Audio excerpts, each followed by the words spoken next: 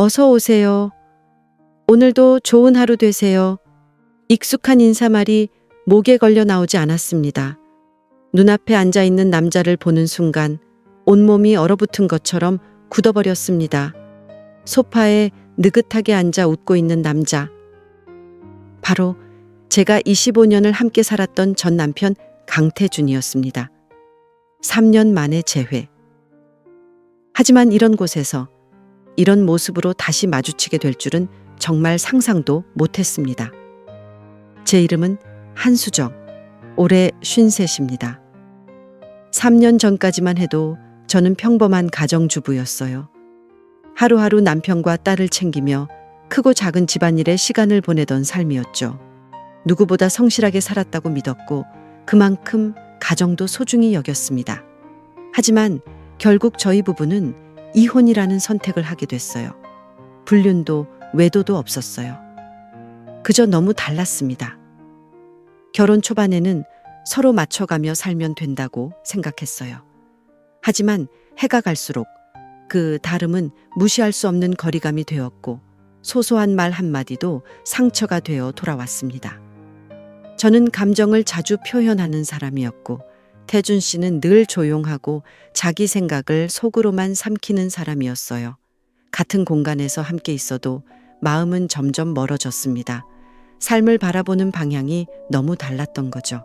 저는 가족과의 일상을 소중히 여기고 작은 행복을 나누고 싶어 했지만 그 사람은 성공과 외부의 인정에 더 집중했어요. 점점 대화가 줄고 서로에게 기대지도 않게 됐죠. 결국 그렇게 25년을 함께한 부부는 조용히 갈라서게 되었습니다. 이혼을 결정한 날, 거실 한쪽에서 조용히 울던 제 모습이 아직도 생생합니다. 누구에게도 미움받고 싶지 않았고 원망도 하고 싶지 않았어요. 그냥 더는 함께 있는 게 서로에게 상처가 된다는 걸 알게 된 거죠. 사람들은 왜 헤어졌냐고 묻습니다. 사실 이유는 간단해요. 우리는 서로 너무 달랐고 더는 그 다름을 포용할 여유도 남아있지 않았습니다. 그래서 저는 제 삶을 새로 시작하기로 했습니다. 다시 말하지만 누구의 잘못도 아니었어요. 다만 함께 살 수 없었을 뿐입니다. 이혼을 결심하면서 제가 가장 힘들었던 건 지현이 문제였어요. 저희 딸 강지현, 올해로 22살, 대학교 2학년에 재학 중입니다. 부부의 이별보다 더 마음을 아프게 한 건 지현이 앞에서 그 모든 걸 설명해야 했던 순간이었습니다. 엄마, 아빠, 진짜 이혼하는 거예요? 그 말을 하는 아이의 눈엔 금세 눈물이 그렁그렁 맺혔어요. 입술을 꾹 다문 채 고개만 끄덕이는 저를 보며 지현이는 아무 말 없이 고개를 돌렸습니다.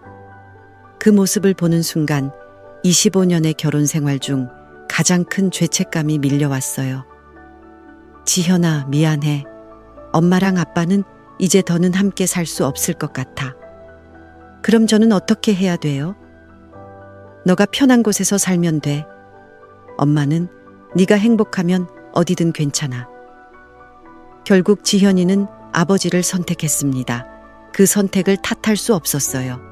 태준 씨는 중견기업의 부장으로 안정적인 수입이 있었고 저는 결혼 이후 줄곧 가정에만 전념해온 전업주부였거든요.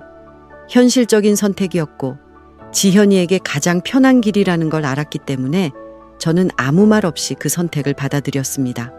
하지만 마음 한편이 텅 비어버린 듯한 기분은 그날 이후로도 오래도록 사라지지 않았어요.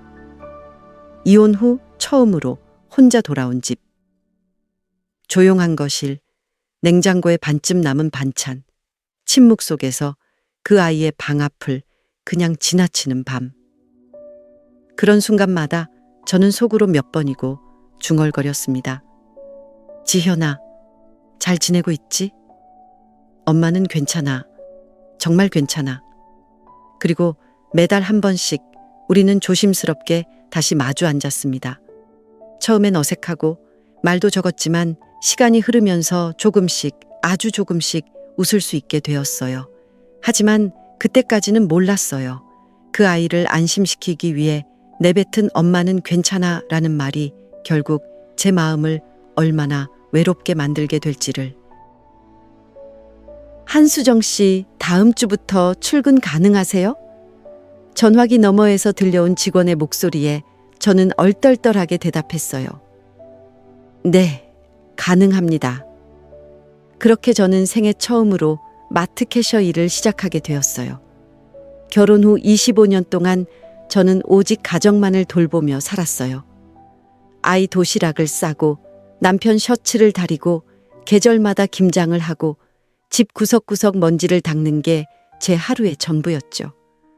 하지만 이혼 후에는 그럴 수 없었어요. 누구도 저를 책임져 주지 않았고 앞으로의 삶을 스스로 꾸려나가야 했습니다. 마트는 집에서 걸어서 15분 거리. 대형 마트보단 작지만 동네 사람들이 자주 들르는 곳이었어요. 첫 출근 날 유니폼을 입고 거울 앞에 섰을 때 가슴이 이상하게 먹먹했어요. 내가 진짜 여기서 일하게 됐구나. 하루 9시간, 주 6일 근무. 세전 월급은 180만 원.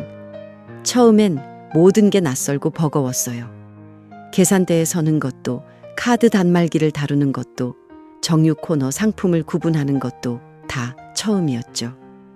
아줌마, 빨리 좀 해요. 성질 급한 손님의 말에 당황해 손이 떨리기도 했어요. 계산이 꼬이고 바코드를 놓쳐서 다시 찍기도 하고. 그럴 때면 얼굴이 화끈 달아올랐습니다. 괜찮아, 수정아. 처음이니까 당연히 실수할 수 있어. 속으로 수십 번씩 제 자신을 다독이며 하루하루를 버텼어요. 점심시간이면 구석 의자에 앉아 김밥 한 줄을 먹으면서 내일은 좀 더 잘하자는 마음으로 혼잣말했어요. 한 달쯤 지나자 손에 익는 일도 조금씩 늘어갔어요. 상품 위치도 외웠고 단골 손님들의 얼굴도 익혔죠. 어느 날 한 손님이 이렇게 말했어요. 언니, 이제 완전 프로네요. 처음 같지 않아요. 그 말 한마디에 울컥했던 기억이 아직도 생생해요. 같이 일하는 동료들도 하나둘씩 저를 인정해주기 시작했어요. 한수정 씨, 정말 성실하신 것 같아요. 늘 같은 시간에 딱 맞춰 오시고 실수도 없고. 그런 말을 들을 때마다 마음이 따뜻해졌어요. 누군가 나를 쓸모 있는 사람 안으로 봐준다는 게 이렇게 고마운 일인지 처음 알았거든요. 저는 월세 40만 원짜리 원룸에서 혼자 살고 있었어요. 좁고 오래된 건물이었지만 제겐 너무 소중한 공간이었어요. 비록 냉장고엔 반찬이 몇 가지뿐이었고 밤이면 창문 밖으로 바람 소리가 들어왔지만 그래도 저는 제 힘으로 살아간다는 자부심이 있었습니다. 매달 말 통장에 찍히는 180만 원을 보며 스스로에게 말했어요. 수정아, 고생했다. 네가 번 돈이니까 더 값지고 떳떳한 거야. 거울 앞에 서서 립스틱을 바르며 다짐했죠. 오늘도 힘내자. 언젠가 지현이도 엄마를 자랑스러워할 거야. 이혼은 끝이 아니었어요. 그저 다른 삶의 시작이었고 저는 비로소 그 첫 발을 내딛고 있었어요. 40만 원짜리 원룸. 서울 외곽, 낡은 골목길 끝에 자리한 작은 방. 제가 이혼 후 처음으로 혼자 살게 된 집이에요. 2층짜리 오래된 다가구 주택. 엘리베이터는 없고 현관 비밀번호는 늘 오작동이 잦았어요. 방 안에는 오래된 싱글 침대 하나, 중고로 구입한 전자레인지, 그리고 작은 전기밥솥이 전부였어요. 처음에는 그 허전함이 너무 컸죠. 벽을 바라보고 있으면 문득문득 눈물이 고이곤 했어요. 25년 만에 처음으로 혼자가 된 밤, TV 소리는 커도 마음은 더 조용했어요. 누군가의 발소리, 누군가의 기침소리, 그 모든 익숙했던 소리가 사라진 공간은 생각보다 너무도 적막했어요. 그렇게 하루하루를 보내던 어느 날 지현이에게서 연락이 왔어요. 엄마, 이번 주 토요일 시간 돼요? 기다리고 기다리던 그 한마디에 눈시울이 뜨거워졌어요. 한 달에 한 번. 그게 우리가 만나기로 한 약속이었어요. 지현이는 아버지와 살고 있었고 학교와 아르바이트로 바쁜 날들이었지만 그럼에도 불구하고 매달 시간을 내어 저를 찾아와 줬어요. 우리는 집 근처 작은 국밥집에 갔어요. 지현이는 늘 그 집 순대국을 좋아했거든요. 엄마, 얼굴 좋아 보여요. 밝게 웃으며 말하는 딸아이를 보니 그동안의 피곤함이 스르르 녹았어요. 지현아, 학교는 어때? 이번 학기엔 전공 수업이 좀 많아서 바빠요. 짧은 대화지만 그 시간은 제게 세상 무엇보다 소중했어요. 밥을 먹고 동네 공원을 걸으며 서로의 일상을 조금씩 나눴어요. 지현이는 여전히 조심스러웠고 저도 아이 앞에서 괜히 감정을 보이고 싶지 않았어요. 엄마, 힘들지 않아요? 불쑥 나온 말에 저는 잠시 말이 막혔어요. 힘들지. 하지만 괜찮아. 엄마는 잘 버티고 있어. 사실 매일매일이 외로움과의 싸움이었어요. 퇴근 후 불 꺼진 방 안에 들어서면 한숨이 먼저 나왔어요. 라면 하나 끓여 먹으면서 TV를 틀어놔도 그 공허함은 채워지지 않았어요. 하지만 그 한 달에 한 번 지현이를 만나는 그 하루가 있었기에 다음 달도 살아낼 이유가 생겼어요. 지현이가 돌아간 후엔 항상 멍하니 문 앞에 서 있었어요. 딸의 뒷모습이 사라진 그 순간부터 다시 고요한 시간이 시작됐죠. 그래도 후회하지 않았어요. 아이에게 안정적인 삶을 주기 위해 제가 선택한 길이었으니까요. 그리고 언젠가는 지현이가 우리 엄마 정말 대단한 사람이야. 그렇게 말해줄 날이 올 거라 믿었어요. 그 믿음 하나로 저는 오늘도 작은 방 안에서 다음 달의 만남을 기다리고 있었어요. 그날은 이상하리만큼 따뜻한 봄날이었어요. 전날 비가 와서 그런지 하늘은 맑고 공기엔 봄 냄새가 가득했죠.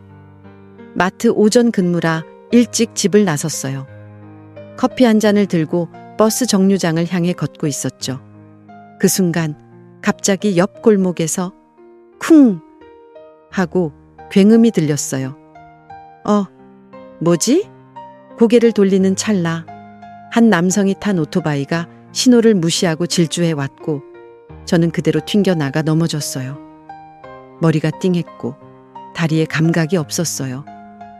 주변 사람들이 달려와 119를 불러주었고 구급차 안에서 저는 눈을 질끈 감았어요. 설마 큰일은 아니겠지. 스스로를 다독였지만 결과는 생각보다 심각했어요. 요추 추간판 탈출증, 그리고 왼쪽 정강이 골절.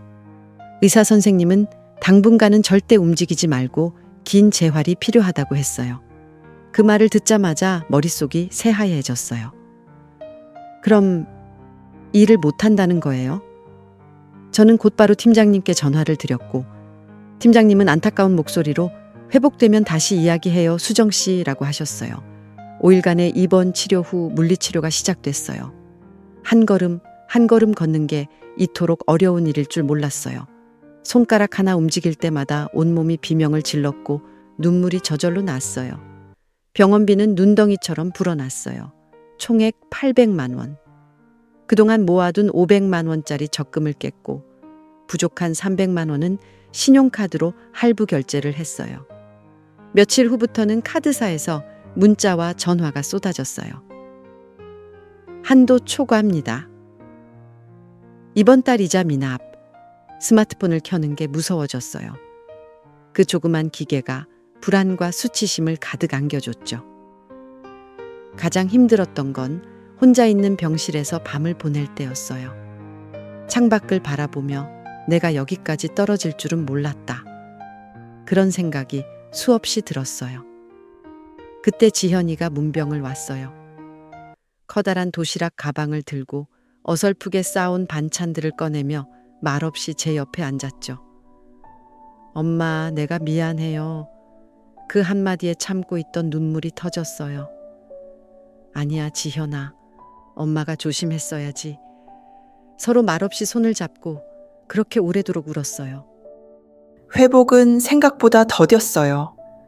목발을 짚고 겨우 몇 걸음 걸을 수 있을 정도였지만 마트 근무로 복귀하기엔 아직 한참 부족했어요. 서서 계산을 하거나 무거운 물건을 옮길 수 있는 몸이 아니었거든요. 무직 상태가 길어지자 통장 잔고는 빠르게 줄어들었고 매달 카드 할부와 원룸 월세는 제게 큰 짐처럼 느껴졌어요. 밤마다 다음 달은 어떻게 하지? 하는 생각에 잠이 오지 않았죠. 그런 어느 날 오랜 친구 미경이에게 전화를 걸었어요. 미경아, 나 진짜 좀 힘들다. 내 말을 조용히 들은 그녀는 잠시 머뭇거리더니 조심스레 말했어요. 수정아, 혹시 노래 주점에서 일해볼 생각은 없니? 처음엔 귀를 의심했어요. 뭐라고? 노래 주점? 응, 우리 동네에 아는 언니가 운영하는 곳인데 몸 많이 안 써도 되고 그냥 손님들 옆에 앉아서 술 따라주고 이야기 나누는 일이야. 네 상황에 딱일지도 몰라. 솔직히 망설였어요. 그런 곳은 TV나 뉴스에서 부정적인 이미지로 많이 나왔고 무엇보다 자존심이 허락하지 않았어요. 하지만 현실은 생각보다 냉정했죠. 먹고 살아야 했고 당장 다음 달 월세도 막막했어요. 며칠을 고민하다가 결국 한 번만 가볼게 라고 답했어요. 다음 주 금요일 밤 미경과 함께 작은 노래 주점을 찾았어요. 형광등 불빛이 아늑했고 가게엔 이미 몇 명의 여성들이 웃고 있었죠. 사장 언니는 제 다리를 보고 안쓰러운 눈빛으로 말했어요. 처음이니까 천천히 해. 힘든 건 시키지 않을게. 그렇게 제 인생에서 가장 낯선 일이 시작됐어요. 처음엔 몸이 굳어 있었고 손님 옆에 앉는 것조차 떨렸어요. 하지만 미경이 곁에서 도와줘서 조금씩 적응해 나갔죠. 처음 받은 월급은 350만 원. 마트에서 일할 땐 상상도 못했던 액수였어요. 지갑은 두꺼워졌지만 마음은 점점 무거워졌어요. 그냥 앉아서 이야기만 하면 된다고 했잖아. 처음 그 말을 들었을 땐 조금은 안심했어요. 정말 그랬어요. 처음 몇 주 동안은 손님 옆에 앉아 술을 따라주고 그들의 이야기를 들어주며 가끔 맞장구를 쳐주는 게 전부였죠. 어색했지만 다행히 사람들은 대체로 예의가 있었고 저도 조금씩 이 일에 익숙해지고 있었어요. 수정 씨는 참 분위기가 좋아요. 듣고 있으면 마음이 편해져요. 그런 말들을 들을 때마다 내가 조금은 필요한 존재인가 싶은 마음도 들었어요. 누군가의 하루에 작은 위로가 되는 느낌이랄까. 하지만 그 평온함은 오래 가지 않았어요. 어느 날 술 기운에 얼굴이 벌개진 중년 남성이 내 어깨에 팔을 두르고 말했어요. 수정 씨, 참 외로워 보이시네. 이런 데서 일하지 말고 내가 도와줄게. 오늘 끝나고 같이 나가요. 깜짝 놀라 몸을 피했지만 그 남자는 집요했어요. 살짝 손을 잡거나 허리를 스치듯 만지려는 손님도 한둘이 아니었죠. 그럴 때마다 속에서는 분노와 모멸감이 뒤섞였어요. 내가 지금 뭘 하고 있는 거지? 이게 진짜 내가 원하던 삶이었나? 한 번은 손님의 손길을 뿌리쳤다가 그럴 거면 왜 이 일 하냐고. 소리를 듣고 홀 한쪽 구석에서 눈물을 참은 채 물잔만 바라본 적도 있었어요. 사장 언니는 조용히 다가와 너무 심한 사람 있으면 그냥 자리 피워. 괜찮아, 수정아. 라며 위로했지만 그날 밤 원룸으로 돌아온 저는 거울 속 제 모습을 바라보며 한참을 말없이 서 있었어요. 화장이 지워지고 피곤해 지친 얼굴엔 낯선 여자가 서 있는 것 같았죠. 이렇게까지 해야 하나? 다음 날 아침 계좌에 찍힌 월급 500만 원. 생각보다 많은 돈이었지만 기쁨보다 무거운 한숨이 먼저 나왔어요. 처음 월급을 받던 날 손이 떨릴 정도로 긴장됐어요. 350만 원. 태어나 처음 받아보는 큰돈이었어요. 마트에서 일할 땐 상상도 못했던 금액이었죠. 바로 통장에 찍힌 숫자를 한참 바라보다가 문득 내가 이 돈을 받을 자격이 있나? 라는 생각이 들었어요. 기쁘면서도 찝찝했어요. 부끄럽고 어딘가 마음 한 구석이 허전했죠. 그래도 현실은 냉정했어요. 병원비로 비워진 통장, 쌓여가는 카드빚, 매달 내야 하는 월세와 공과금. 그 모든 걸 갚으려면 다른 선택지는 없었어요. 두 번째 달, 손님들과 조금 더 자연스럽게 대화했고, 옷차림도 조심스럽게 꾸며봤어요. 술 따르는 손길에도 여유가 생겼고, 언니들 사이에서도 점점 자리를 잡아갔죠. 그 달 500만 원, 생각보다 훨씬 많은 돈이었어요. 통장 잔고가 조금씩 올라가고 마음의 여유도 생겼지만 그만큼 죄책감도 깊어졌어요. 지현이가 이 사실을 알게 되면 그 애는 엄마를 어떻게 볼까? 그런 생각이 들 때면 잠을 잘 수 없었어요. 낮에는 웃으며 일했지만 밤에는 불 꺼진 방에서 혼자 무너져 내리는 느낌이었죠. 한 번은 동네 마트 앞을 지나가다가 예전에 함께 일하던 팀장님과 마주쳤어요. 멀리서 저를 보고 반가운 듯 손을 흔드셨지만 저는 반사적으로 고개를 돌렸어요. 혹시라도 들킬까봐 내가 어떤 모습으로 보일까. 그날 밤 지현이에게서 메시지가 왔어요. 엄마 잘 지내요? 다음 주에 시간 되면 밥 같이 먹어요. 휴대폰 화면을 보며 눈물이 났어요. 그 애가 몰라서 다행이고 또 몰라줘서 미안했어요. 나는 지금 내가 아닌 사람이 되어버린 기분이었어요. 남몰래 숨어서 살아가는 삶. 언제 들킬지 몰라 늘 조심해야 하는 하루하루. 세 번째 달이 되자 저는 이곳 생활에 점점 익숙해졌습니다. 손님들이 좋아하는 대화 주제도 알게 되었고 술 따르는 타이밍도 자연스러워졌어요. 이제는 제 옷차림도 전보다 더 화려해졌죠. 진한 립스틱, 반짝이는 귀걸이, 예전엔 거울 앞에 서는 것조차 싫었는데 이제는 일부러 오래 들여다보기도 했어요. 그래, 나 아직 괜찮아. 나도 다시 예뻐질 수 있어. 누군가의 시선을 받는다는 건 생각보다 큰 힘이 되더군요. 어느 날 단골 손님 중 한 명이 이렇게 말했어요. 수정 씨, 오늘 정말 예뻐요. 예전보다 훨씬 생기가 도는 것 같네요. 그 말을 듣고 마음속 어딘가에서 나는 아직 살아있구나 라는 작지만 또렷한 소리가 들렸습니다. 예전에 저는 늘 살림살이 걱정에 찌들어 있었고 남편 눈치 보며 하루하루를 버티던 투명한 아줌마에 불과했어요. 하지만 지금은 적어도 누군가에게 보이는 사람이 되었죠. 그런데도 밤이 되면 모든 화장이 지워지고 조명이 꺼진 방 안에 홀로 남게 되면 다시 생각이 많아졌어요. 이렇게 계속 살아도 괜찮은 걸까? 내가 진짜 원하는 삶은 이게 아니잖아. 그런 마음이 올라올 때면 괜히 옷장 문을 열고 마트 유니폼을 꺼내어 만져보곤 했어요. 푸석푸석하지만 정직했던 그 시절의 유니폼. 언제까지 이 일을 해야 할까? 나에게도 다시 돌아갈 길이 있을까? 거울 속의 제 얼굴을 보며 아무 말도 하지 못한 채 긴 한숨만 내쉬었습니다.